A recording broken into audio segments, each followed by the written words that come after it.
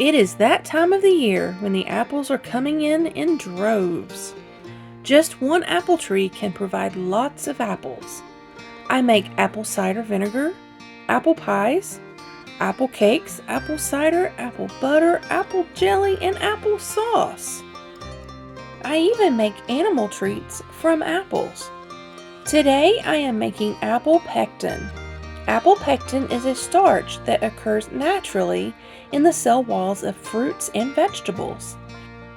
It, in fact, is what makes jams and jellies develop a semi-solid texture when it is cool.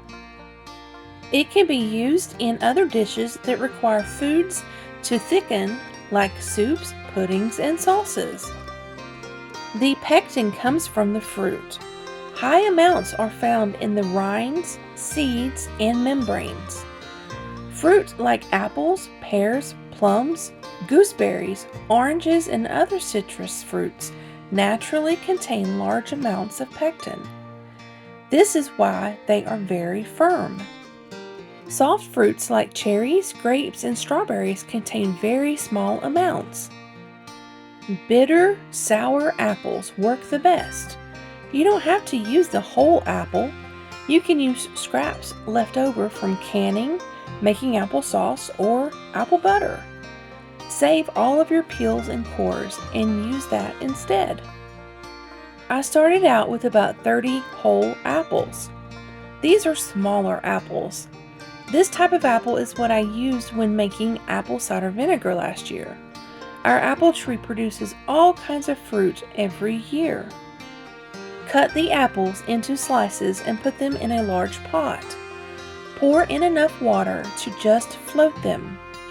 Cover and bring the pot to a rolling boil, and then reduce the heat and allow to simmer gently on medium heat for roughly 1 hour and 45 minutes to 2 hours. Stir every 20 to 30 minutes just to make sure the apples aren't sticking to the bottom of the pot. After 2 hours, it will have reduced down dramatically.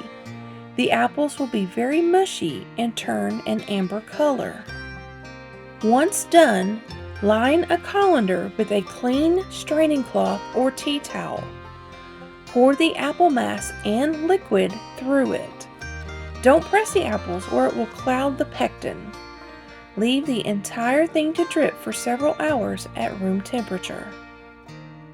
When the liquid has completely drained through, return the liquid pectin that has dripped through the cloth to heat and simmer. You now need to reduce the pectin until it is the strength that you require. I simmer until it is thick.